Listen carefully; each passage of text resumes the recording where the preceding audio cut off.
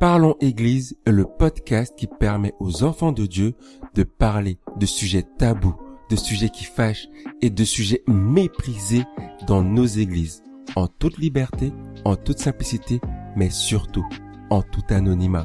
Parlons Église n'est pas mon podcast, ni ton podcast, c'est notre podcast.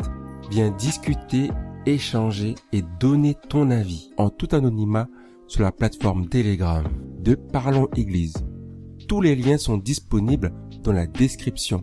N'oublie pas que tu peux venir donner tes sujets en DM sur le compte Insta Parlons Église, tout attaché, ou par mail parlonséglise@gmail.com. Maintenant, Parlons Église. Et je suis Bunny, avec un U comme dans Uni, l'animateur de Parlons Église aujourd'hui. Cette semaine, Dieu m'a révélé quelque chose.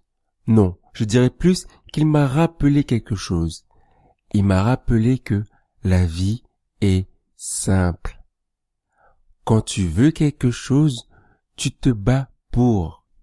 Quand quelque chose a de la valeur pour toi, tu y consacres ton temps. Tu veux de l'argent, tu te bats pour de l'argent. Tu veux du sexe, tu te bats pour du sexe. Tu veux de l'amour, tu te bats pour de l'amour. Parce que là où sera ton trésor, là sera ton cœur. Quel est ton trésor? Quel est mon trésor? Dieu est-il mon trésor? Dieu est-il ton trésor? Et vraiment, ça m'a fait réfléchir en fait. Je suis là, mais pourquoi je fais tout ce que je fais? Est-ce que je le fais vraiment parce que Dieu est mon trésor? Est-ce que je le fais vraiment parce que ça me permet de faire plus de choses avec Dieu et pour Dieu, ou juste parce que ça me fait plaisir en fait? Est-ce que je suis mon propre trésor? Est-ce que je suis mon propre trésor? Et je te pose la même question. Es-tu ton propre trésor? Parce que, à la fin, il ne restera que ça en fait. Est-ce que j'ai aimé Dieu de tout mon cœur et est-ce que j'ai aimé mon prochain? Parce que Jésus a dit lui-même que ce sont les deux commandements qui résument toute la loi.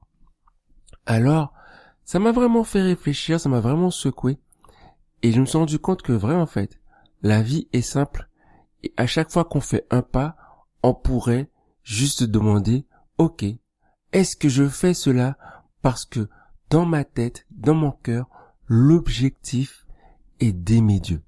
Est-ce que l'objectif c'est de faire plaisir à Dieu? Est-ce que dans ce que je fais, je mets Dieu en avant? Et moi, ça m'a vraiment fait réfléchir et je me suis demandé, mais qu'est-ce qui m'a fait avancer? Est-ce que vraiment il n'y avait que Dieu? Et je me suis rendu compte que l'une des choses qui brûle dans mon petit cœur à moi, c'est vraiment cette notion de famille. Et je suis là, mais pourquoi c'est aussi important pour moi en fait? Pourquoi je ne parle que de ça? Comment accueillir un chrétien? Comment prendre soin des uns des autres? Comment aider les femmes à se marier? Comment aider les gars à aller vers les femmes? Comment ainsi de suite? Je me suis dit, mais pourquoi cette notion de famille est aussi importante pour moi? Pourquoi je suis autant à fond dans les relations? Et je me suis rappelé en fait que ce qui m'a toujours troublé dans la Bible, et jusqu'à maintenant ça me trouble, c'est le mystère qu'il y a derrière le mot relation. Dieu a créé l'humanité à son image afin de pouvoir créer une relation d'amour avec elle. C'est waouh quoi. Dieu a créé l'homme, Dieu a créé la femme afin de développer une relation d'amour avec chacun d'entre nous. Et là je reste à chaque fois, mais il aurait pu faire toute autre chose. Mais il a choisi l'amour, il a choisi la relation en fait. Et à chaque fois je reste, mais on néglige tellement cet aspect-là. Et je me dis que plus je me rapproche de Dieu, et plus j'aimerais que tous se rapprochent de Dieu, et plus j'aimerais que tous on se rapproche de nous tous. Pour bien le dire en français, qu'on se rapproche tous des uns des autres, en fait. Qu'on ait vraiment une relation qui permette de témoigner de la famille de Dieu. Et je me suis dit, mais est-ce que vraiment je mets la famille avant Dieu ou est-ce que je mets Dieu avant la famille? Est-ce que Dieu est le plus important? Eh bien, je me rabats toujours sur aime Dieu de tout ton cœur et aime ton prochain comme toi-même. Mais c'est ouf, non? C'est que si tu aimes vraiment Dieu, tu dois aimer ton prochain. Et mon premier prochain, c'est ma famille de sang, mais aussi ma famille qui est dans l'église, en fait. Après la famille de sang, il y a la famille élargie, il y a les cousins, les cousines, et la famille en Christ, en fait. Et je restais, waouh. Et en fait, je pense que j'ai longtemps été frustré qu'on ne comprenne pas cette notion. Je passais pour un fou, ouais. Mais pourquoi tu veux être avec nous? T'es pas un gars cool comme nous. Non, mais... Et ça m'empêchait pas d'aller, d'y retourner, de dire, mais normalement on doit être une famille, pourquoi on ne cherche pas à être une famille? Et je me rappelle à mon arrivée en France, c'était il y a plus d'une dizaine d'années, quoi. Et je comparais toujours à ce que je vivais en Guyane. Parce qu'en Guyane, on commençait vraiment à développer cet esprit de famille. Quand je suis parti, j'étais là, oh Seigneur! On allait, on mangeait ensemble, ce soit au restaurant, chez l'un d'entre nous, on faisait des soirées louanges entre nous, on faisait des soirées jeux vidéo. Bon, il y avait quelques mariés, mais on n'était pas tous mariés, mais les mariés étaient avec nous, quoi. C'était quelque chose de wow. Et je me suis dit, Seigneur, j'ai quitté ça. Et quand j'arrive en France, c'est chacun pour soi. Après, on va me dire que ouais, c'est pas le même climat, c'est pas les mêmes structures. Mais moi, je dis plutôt, c'est pas les mêmes priorités. Chacun est là pour son argent, hein. Non, plus sérieusement, je vais pas attaquer les gens. Mais c'est vrai qu'en Guyane, on avait chacun avait ses voitures.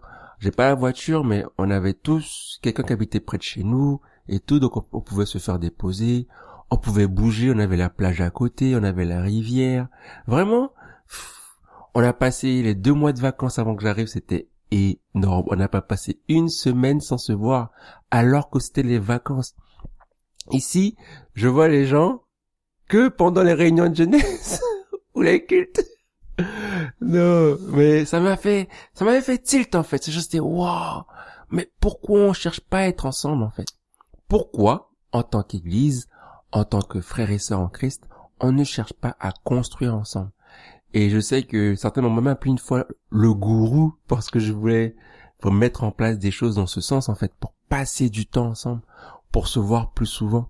Parce que c'est à l'amour qu'il y aura entre nous que l'on reconnaîtra que nous sommes les disciples du Dieu vivant. Et moi, vraiment, ça m'animait toujours. Et ça m'anime encore aujourd'hui. Et je me dis que c'est pour ça autant que je veux discuter avec vous, en fait. Parce que je sais que si ensemble on agit, on peut vraiment faire une différence. Si on agit en tant que famille, on peut vraiment faire une différence, en fait. Et peut-être juste que la vision que j'ai de la famille n'est pas celle que tout le monde partage. Et même si on a la même Bible, on a le même Saint-Esprit, on n'a pas forcément les mêmes attentes, les mêmes aspirations, les mêmes motivations, tout simplement. Et vraiment, je pensais que je voulais te partager ça parce que Dieu m'a rappelé ça cette semaine, que la vie était simple et que finalement, c'est là où sera notre trésor, que sera notre cœur. Et moi, je pense sincèrement que mon trésor est en Dieu et que j'aime la famille de Dieu. Et j'aimerais juste la voir grandir. J'aimerais voir grandir la famille de Dieu. J'aimerais avoir plus de frères, plus de sœurs, plus de cousines, plus de cousins, plus de tatas, plus de tontons. J'aimerais que ma famille de Dieu s'agrandisse. Tout simplement. Et pas juste en visitant d'autres églises, mais vraiment en allant chercher les âmes perdues, les âmes qui sont loin de Jésus. J'aimerais qu'on aille tous les chercher, en fait, qu'ils puissent voir que avec nous, il y aura un amour comme ils n'ont jamais vu ailleurs. Il y aura un entourage comme ils ne l'ont jamais vu ailleurs. Et bon, je sais, là, je me laisse emporter, là. Parce que dès que je parle relation, dès que je parle famille, je suis chaud.